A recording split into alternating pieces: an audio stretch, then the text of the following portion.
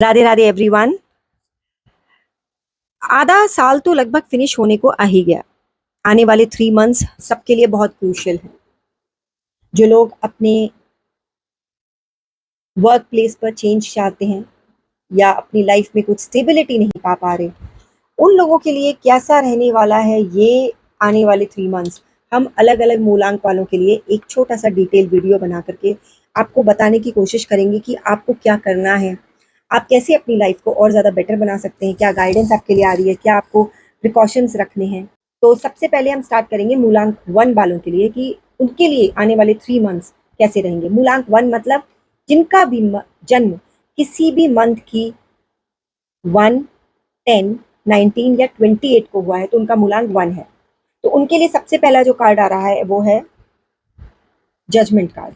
अब judgement card जो होता है ना, वो दिखाता है कि आने वाले जो कुछ टाइम है वो आपके जीवन में आपने जो कर्म करे हैं उसका आपको फल देने के लिए आ रहे हैं। अब कर्म बुरे भी हो सकते हैं, अच्छे भी हो सकते हैं, तो उसके लिए ये आपसे बेटर कोई नहीं जान सकता।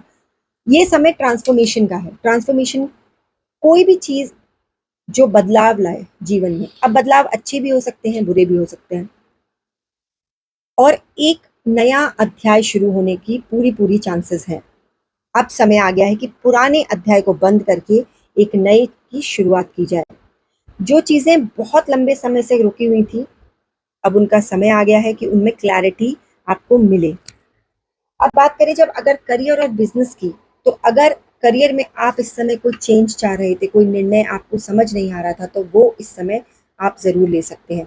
यदि आप नौकरी बदलने की सोच रहे थे, नया काम करने की सोच रहे थे, नया बिजनेस शुरू करने की सोच रहे थे, तो ये आने वाले 3 मंथ्स आपकी लाइफ के बहुत क्रूशियल फेज हैं। और आप जिस अवसर का, जिस अपॉर्चुनिटी का आप इंतज़ार इतने टाइम से कर रहे थे, वो आपको इन 3 मंथ्स में मिलने के पूरे पूरे संकेत मिल रहे हैं। अगर अगर आपने पहले बहुत ईमानदारी और बहुत मेहनत से काम किया है, तो उसका फल आपको पॉजिटिव ही मिलेगा, ये पक्की बात है। लेकिन यदि आप किसी निर्णय को बहुत टाइम से टाल रहे थे, प्रोकास्टिनेट कर रहे थे, तो अब परिस्थितियां आपको निर्णय लेने पर खुद ही मजबूर कर देंगी। आप ना चाह कर भी आपको निर्णय लेने ही पड़ेंगे। अगर फाइनेंशियल एनर्जी की बात करें तो आर्थिक रूप से ये समय आपको धीरे धीरे सुधार के संकेत देता है। पुराने रुके हुए किसी आपका इन्वेस्टमेंट था, या बहुत आपने किसी को पैसा दे रखा था, तो उससे पैसा मिलने के भी चांसेस इस समय पूरे पूरे दिख रहे हैं। लेकिन जजमेंट कार्ड ना ये भी कहता है कि आपने कुछ गलतियां कर रखी हैं। आर्थिक गलतियां मीन्स फाइनेंशियली कुछ ऐसे इन्वेस्टमेंट किए जो कि सही नहीं थी, बिना सोचे समझे। उनको सुधारने का समय है। और आगे आपको ये आगाह भी कर रहा है कि बिना सोचे समझे कोई भी फाइनेंशियल डिसीजन नहीं लेना है। अब अगर हम लव और रिलेशनशिप की बात करें, तो अगर आप सिंगल हैं तो कोई ऐसा व्यक्ति जीवन में आ सकता है जो इमोशनली आपको बहुत ज़्यादा इम्प्रेस करेगा। रिश्तों में आपके, अगर आप रिश्ते में ऑलरेडी हैं तो कोई ना कोई सच्चाई सामने आएगी। अगर किसी से आपका रिश्ता टूट चुका था तो दोबारा बनने के चांसेस हैं। यदि कोई रिश्ता केवल समझौते पे चल रहा था, तो उसमें क्लैरिटी आएगी, स्पष्टता मिलेगी कि आपको क्या करना है। और सबसे बड़ी बात ये कार्ड यही दिखाता है कि रिलेशनशिप में जो लोग पहले आपको छोड़कर चले गए थे, वो भी आपको वापस मिल सकते हैं। आपके पास दोबारा एक रिलेशनशिप गेट टुगेदर का बिल्कुल मौका आपको मिलेगा, ये 100% तय है।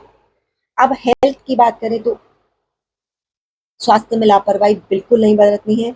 आपकी कुछ पुरानी जो हेल्थ इश्यूज थे वो दोबारा आ सकते हैं। आपको सही समय पर अपनी पूरी पूरी जांच करानी है। अपना जो डेली रूटीन है उसको पूरे अच्छे से फॉलो करना है। बहुत ज़्यादा टेंशन नहीं लेनी, आराम करना है। मानसिक रूप से भी ये हीलिंग का समय है। आप किसी पुराने कोई गिल्ट लेकर के अगर बैठे हैं तो उसको छोड़ दीजिए। कोई गलत काम कर दिया था आपने, उसका पछतावा लेकर के बैठे हैं, उसको प्लीज रिलीज कर दीजिए। अब आपको जो सावधानियां बरतनी है वो क्या है? अतीत की गलतियों को बार बार दोहराना नहीं है। जल्दबाजी में कोई फैसला नहीं लेना है, चाहे वो रिलेशनशिप से जुड़ा हो या फाइनेंशियली। किसी भी व्यक्ति या कोई भी सिचुएशन की पूरी-पूरी जानकारी लिए बिना आगे नहीं बढ़ना है, उसको जज नहीं करना है, ईगो नहीं रखनी है, बल्कि आत्मचिंतन करना है। कहाँ मैं गलत हूँ? क्या मुझसे गलती हुई और उसको मैं कैसे रेक्टिफ़ाई कर सकता हूँ या कर सकती हूँ? और जो चीज़ें खत्म हो गई हैं, उनको लेट गो करना सीखिए।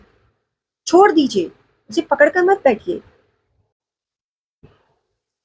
यूनिवर्स आपको एक दूसरा मौका दे रही है, सबको नहीं मिलता है। कुछ आपने अच्छे कर्म ही किए होंगे जो आपको यूनिवर्स दूसरा मौका दे रही है। तो निर्णय लेने से ना डरें, प्रोक्रास्टिनेट ना करें, जागरूकता लाएँ, अपनी इनर कॉन्शियस को जगाएँ।